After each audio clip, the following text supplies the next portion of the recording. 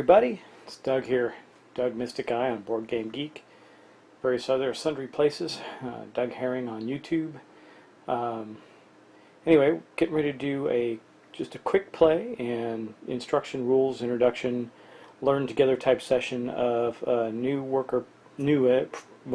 fairly almost brand new worker placement game, Upon a Fable, which is a 1 to 6 player in the base game, and if you have the expansions, it can go up to 8 players.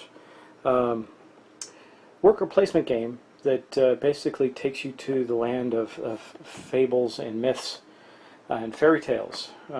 It's made to be family friendly, which means the rules aren't incredibly deep, but there's still a lot of gameplay going on. And in this video, I'm just going to show you how things are laid out, talk to you about the rules and the actions that you take. And just let you know, this is honestly, it's a really straightforward worker placement game. I think it'd be great for families who are trying to get into worker or any type of gaming that's beyond Monopoly, things like that. I think it's a good introductory game. It's easy to set up. Rules are very clear. It has a interesting theme, even though for experienced gamers you're going to say, wow, that theme is just kind of slapped on there. It could be spaceships. It really could be anything. Instead of magic, it could be fuel. I mean, you could do a whole lot of things with it. But it is still a game, I think, that's worth talking about. So we're going to get right to it and start our discussion on Upon a Fable. So what you see before us here is the main 2 boards. These are actually not 1 board, but 2, and they can be set up differently depending on how many players you have. For example, this board here is set up for 3 to 4 players, and I got a 3-player game set up in front of us here. We're going to take turns through a book of tales. So each game of Upon a Fable is going to be 9 turns long, and we're going to go through 3 books of fables. Underneath these cards, these blessing and curse cards, are additional fable books. So there's, see, the 3rd book of tales right there. 2nd book of tales, etc. Only the first ones are not covered by one of these blessing or curse cards, which will have a random effect on the turn for that round. Basically that's also where we're going to be placing all our workers. Now, to be honest, the books of fables really don't do anything that crazy. I'll give you an example of one. See, here's one right here. Basically, it gives you another action that allows you to get, in this case, 2 love tokens. So, yeah, so I mean, that's basically, these are called wonders, by the way, so 2 wonder tokens of love in this case. Now, and that's basically what's under these. So this could have been one of the ones that was up there under our board right there, and we don't know which ones are there. They're going to come out. But on the right-hand side, you see some of the standard actions. The stars are magic, hearts are love, the shields are honor. There's also followers, and I'll show you a player board because a player board has a place to keep all these. Followers, castles, and then you have ever after cards and other things as well. Again, I think you could have slapped on any theme on here you wanted, but they did make it interesting and family friendly in doing this. So that is the main board. And again, so just running through it quickly, we're going to go through 9 turns. We're going to start the game by flipping over the first book of Tales, the one on the far left. So this one. And that will be the first, basically that is the first action of the game turn, which is unveil a new story. We'll get into that in a second, but I wanted to show you a player board first, kind of explain that a little bit, and then we'll go over the actions of the game and talk about that. So actually you can see most of a player board right here, so I'm just going to tilt it down. Okay, so on the player board you have your home realm. Now during our session, we're going to be player number 1, and I'll play the other 2 players so you can't really see and give you the full experience of what they're doing. You won't be able to see what they're doing. In other words, you won't be able to see player 2 and player 3's cards and see how they're acting or reacting during the playthrough. But these are the cards that player 1 started with. So most importantly, you have these realms. Now you start the game with 4 cards, and during the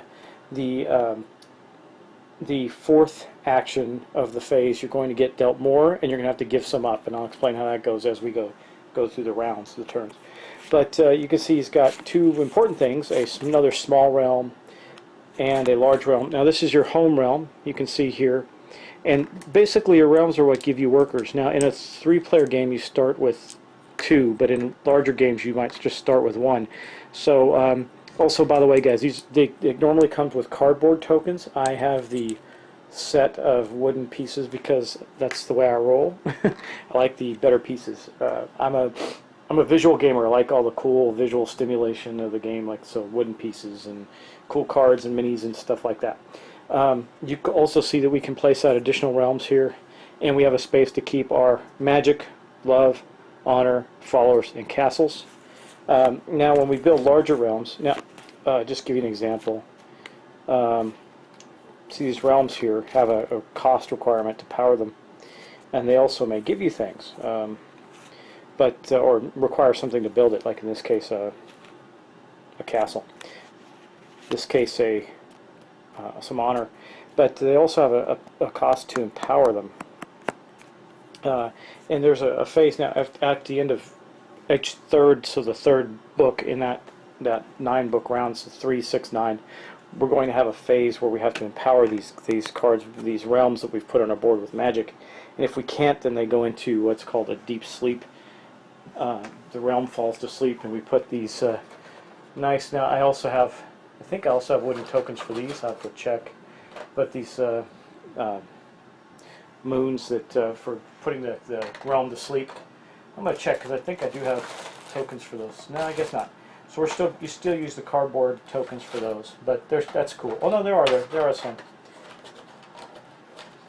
and basically they look like gray moon, and those are in the tokens there. Now, I'm not going to take the tokens out of the tray. I'm going to use the tray as what we call the earth, where all the wonders come from.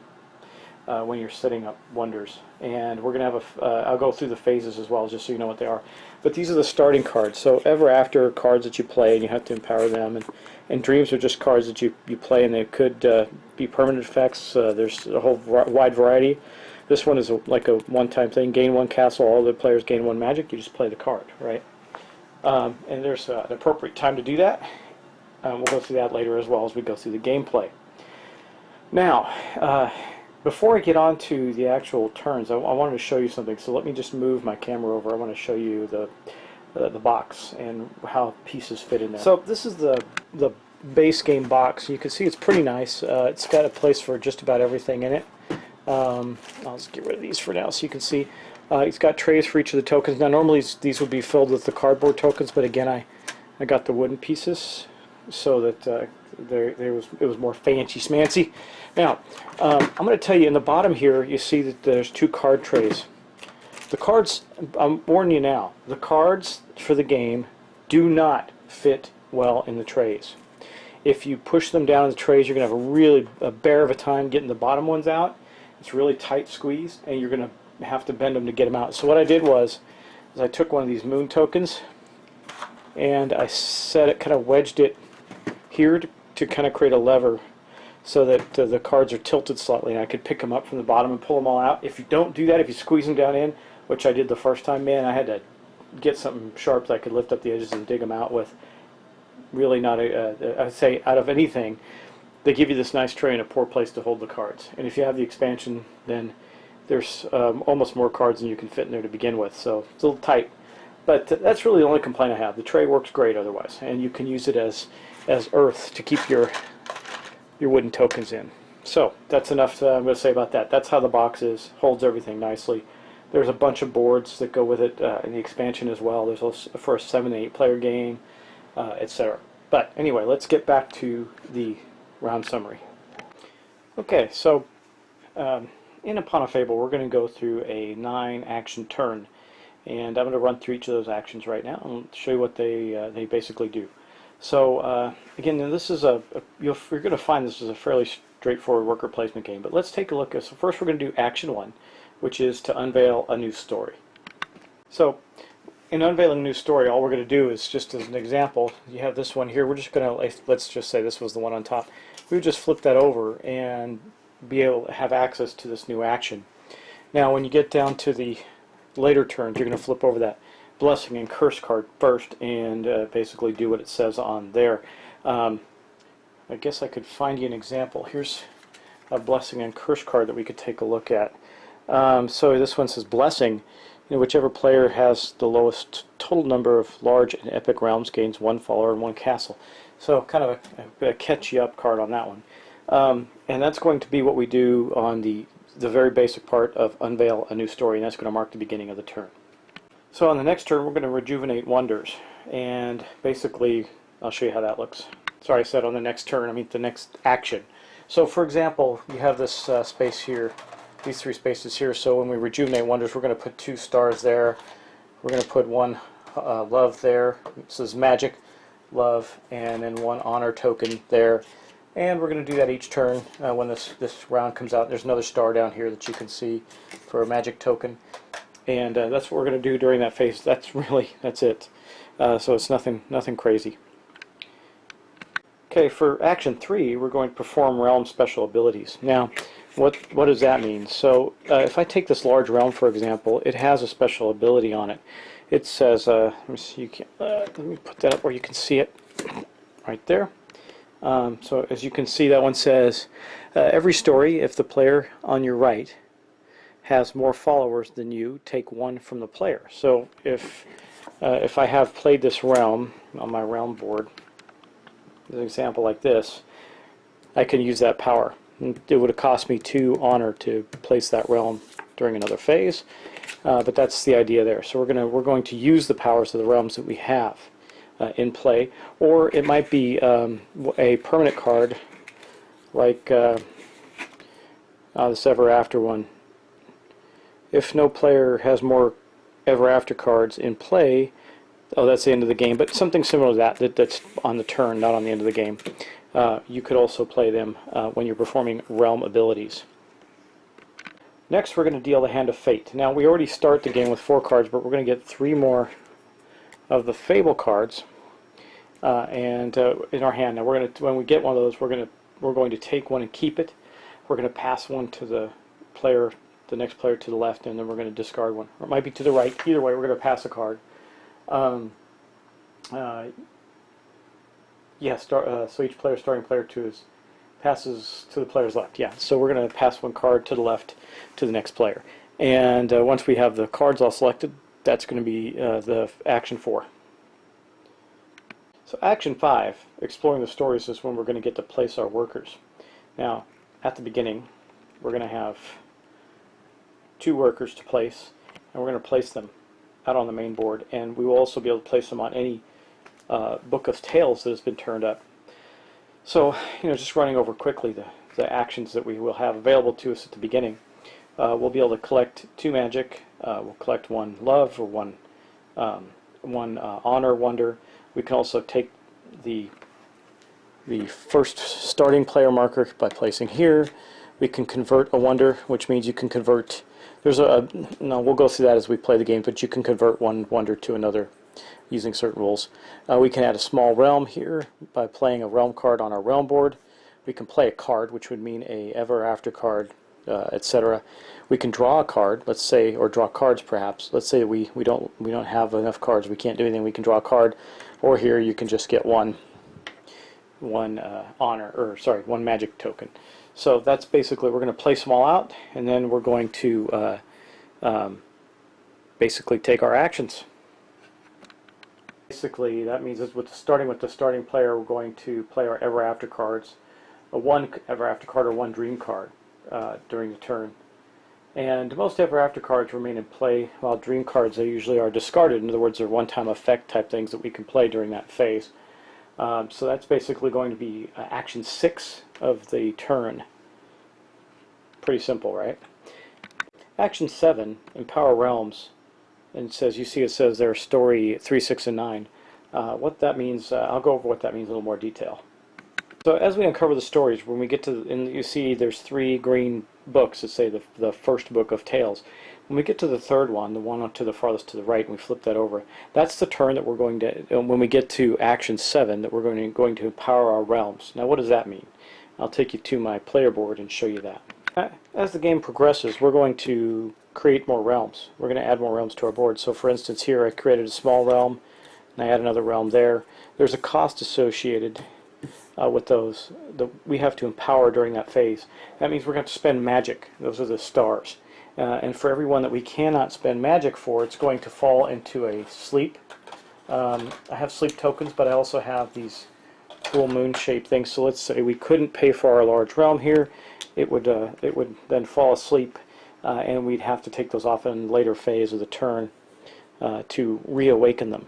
And basically, when they're asleep, we can't use them, nor the worker, because large realms all have special abilities, as do epic realms. So intensify magic is a real easy phase. It means we're going to go to the main board, and I'll show you what we do there. Now, any space that doesn't have a pawn on it at that point, but at this point of the phase, is going to get, let's say that this didn't have, we're going to put an extra magic there, for basically to entice people to take that space later on in the game.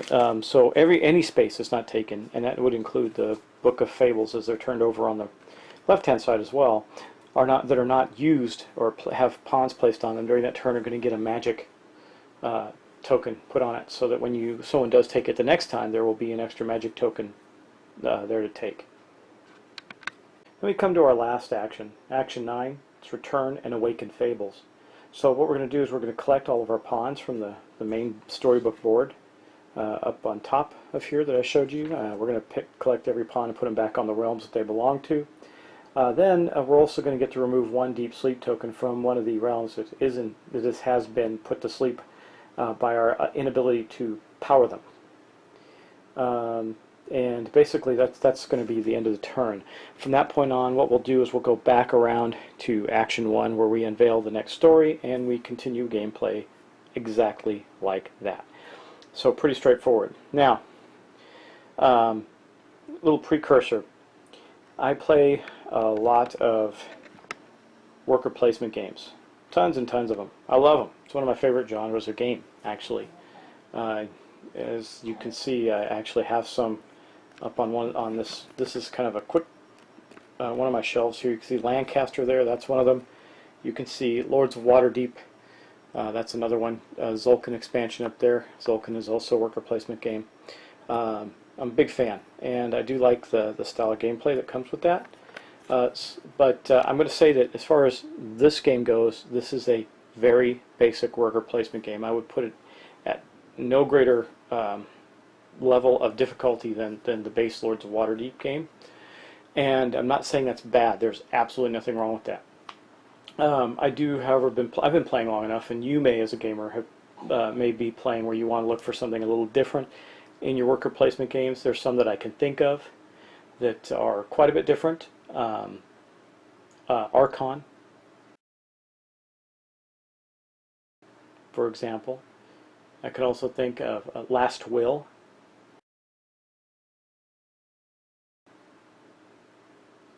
Zulkan is another one that's very different, with the big cog wheels that some people thought was just a gimmick, but is actually a critical element of the gameplay and makes it very interesting. Some other worker placement games I can think of. Well, this isn't really a worker. It's considered a worker placement game, I guess, but I would say it's not. But it's really one of my favorites. Is Village. And there's a bunch. Not last but not least, there's tons and tons. But I also like, for instance, Robinson Crusoe.